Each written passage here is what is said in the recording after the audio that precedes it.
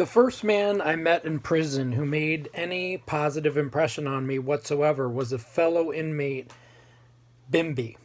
I met him in 1947 at Charlestown.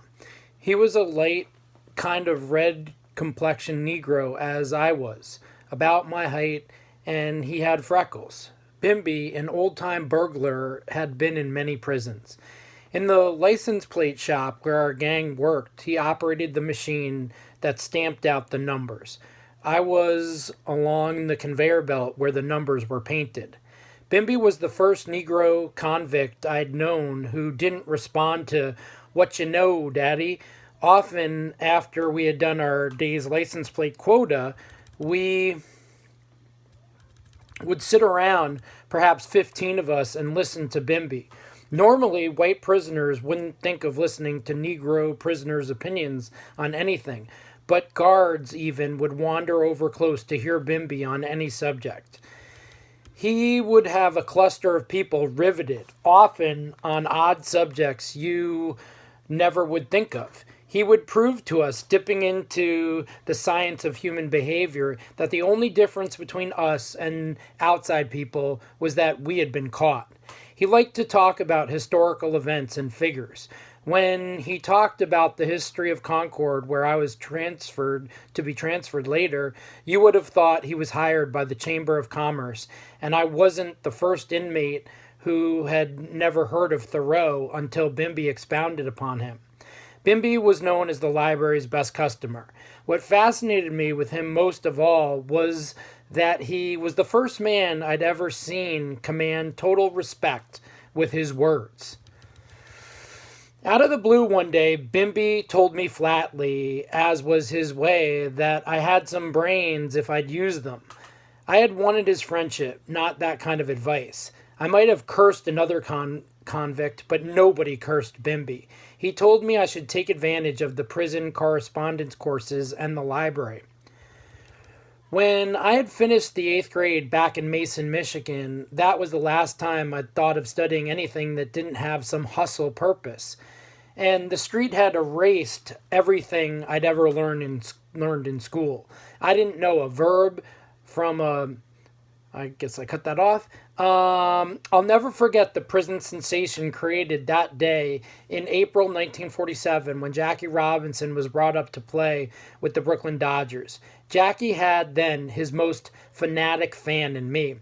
When he played, my ear was glued to the radio, and no game ended without my refiguring his average up through his last turn at bat.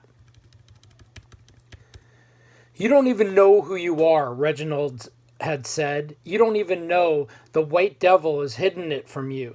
You are a race of people of ancient civilizations and riches in gold and kings. You don't even know your true family name. You wouldn't recognize your true language if you heard it. You have been cut off by the devil white man from all true knowledge of your own kind. You have been a victim of the evil of the devil white man ever since he murdered and raped and stole you from your native land in the seeds of your forefathers." Whitened in the white man's history book, and that the black man had been brainwashed for hundreds of years. Original man was black in the continent called Africa, where the human race had emerged on the planet Earth. The black man, original man, built great empires and civilizations and cultures while the white man was still living on all fours in caves. The devil white man, down through history, out of his devilish nature, had pillaged, murdered, raped, and exploited every race of man not white.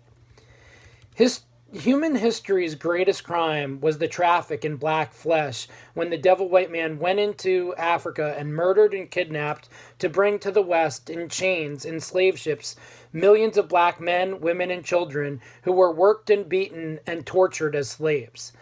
The devil white man cut these black people off from all knowledge of their own kind and cut them off from any knowledge of their own language, religion, and past culture until the black man in America was the earth's only race of people who had absolutely no knowledge of his true identity. This Negro was taught of his native Africa that it was peopled by heathens, black savages swinging like monkeys from trees. This Negro accepted this along with every other teaching of the slave master that was designed to make him accept and obey and worship the white man.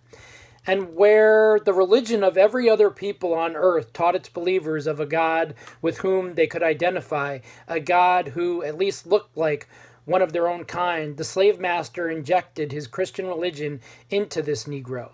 This Negro was taught to worship an alien God having the same blonde hair, pale skin, and blue eyes as the slave master. This religion taught the Negro that black was a curse. It taught him to hate everything black, including himself. It taught him that everything white was good, to be admired, respected, and loved. It brainwashed this Negro to think he was superior if his complexion showed more of the white pollution of his slave master. This white man's Christian religion further deceived and brainwashed this Negro to always turn the other cheek and grin and scrape and bow and be humble and to sing and to pray and to take whatever was dished out by the devilish white man and to look for his pie in the sky and for his heaven in the hereafter, while right here on earth the slave master white man enjoyed his heaven.